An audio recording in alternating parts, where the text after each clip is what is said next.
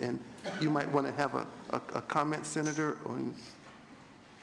Well, I'll just be brief. You know, the problem we've got right now, I remember when this whole AB 32 thing came up, and it was pretty much agreed that it had to be implemented in a way that made economic sense, because the only way you're going to demonstrate to the world that this is the way to go is if it does make economic sense. And unfortunately, with all due respect to everybody, that isn't what's happened. And matter of fact, CARB itself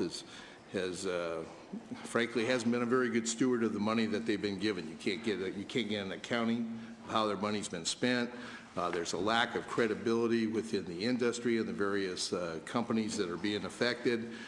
They feel like there are things that go on within CARB as an organization. Now, you may say it's not fact, that it's perception, but that even makes it worse.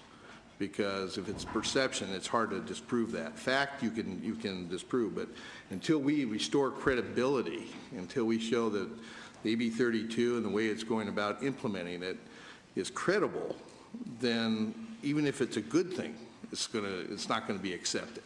And we need to understand that. Cap and trade specifically, you know, I'm kind of go along with some of my environmental friends.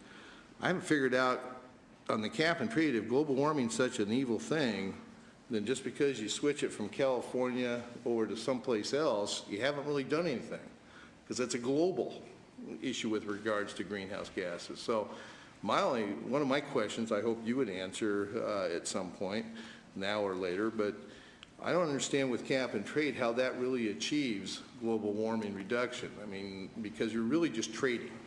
You're not doing it in California, so you're going to go do it someplace else, but it doesn't seem like that really has the right effect. And that's the problem I think I have with cap and trade. And the other thing too, I'd like you to comment now on the recent developments on with regards to cap and trade, the Delaware Corporation that was formed, the not-for-profit, that is going to somehow, originally I was told that it was actually going to be the recipient of the dollars and they would determine how it gets spent, but also now I understand they're going to be the trustee of some trust account or something that's going to somehow be in charge of this money. And I still have a lot of questions as to, you know, why that, you know, why didn't we just have it go through our regular funding sources, but and how much is Quebec going to get out of this? Because I understand they're one of the members of the foundation or the not-for-profit corporation. So I got a whole bunch of questions about that. I'm not sure how that benefits Californians who are actually paying the price. And so if you could, that would probably be my main question I'd have. But I hope we get this right. It could be a good thing if we do it right, but so far, to be honest with you, doesn't appear it's going in that direction. So. All right, Senator,